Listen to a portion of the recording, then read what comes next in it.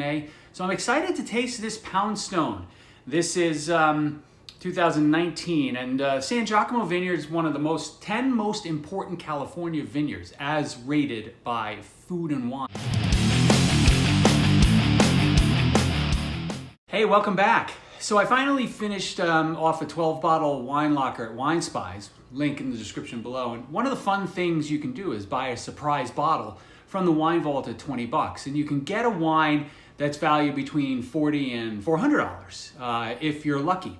And the wine remains a secret until it arrives and it comes wrapped up in paper.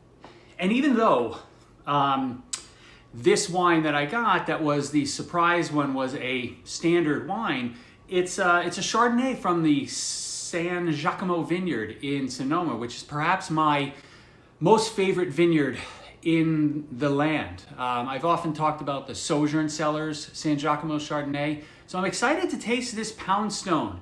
This is 2019, and Sangiacomo Vineyard is one of the 10 most important California vineyards as rated by Food and Wine. The grapes in this one are from the Catarina plot, which apparently has a great reputation for quality. I'm not specifically familiar with the subdivisions, but I'll take their word for it. This wine will kind of retail somewhere in the $40 to $50 range. I'm excited I got it for 20. Let's taste it. Again, let's get you a nice, good look at it.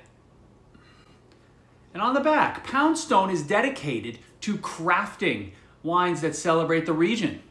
Okay. Each bottle represents our family's commitment to producing exclusive wines while showcasing our farming roots. Blah, blah, blah, blah, blah, blah, blah. All right, well.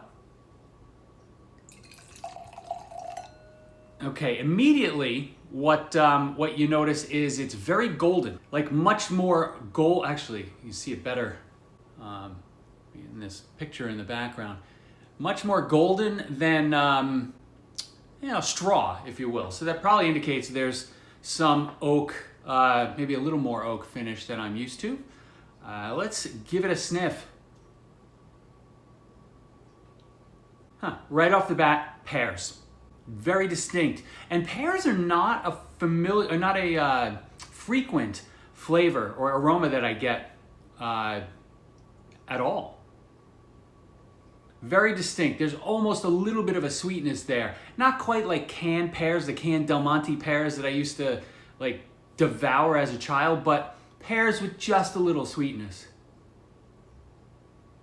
I get a sense of minerality with this. I don't really get too much in the way of oak characteristics. There's a little bit of vanilla, but the pear is absolutely the dominant flavor, and I love pears. So this is a good start.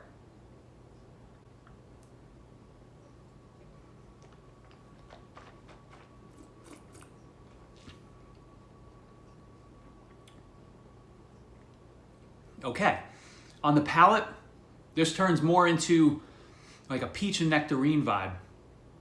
Pears are gone. Smell pears, I taste nectarines. Minerality is definitely there. This is strong in minerality. So there's a bit of a stainless steel taste, which is neat. There's a bit of almost a wasabi note because I'm getting a touch of something warm and spicy. And then at the very end, let me give me one more.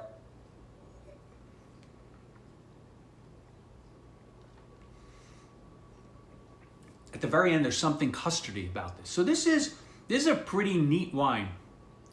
It takes you on a bit of a journey, which is always nice. So we start with pears, we end with nectarines and a little bit of custard.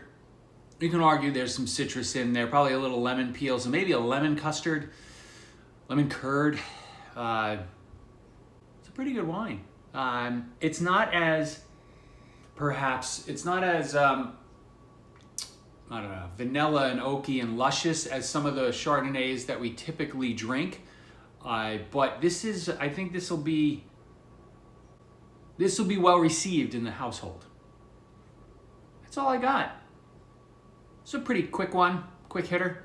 If you have had any experience with Poundstone, whether that's Sangiacomo, Vineyards, or any of the wines they make. I'm not that familiar with them.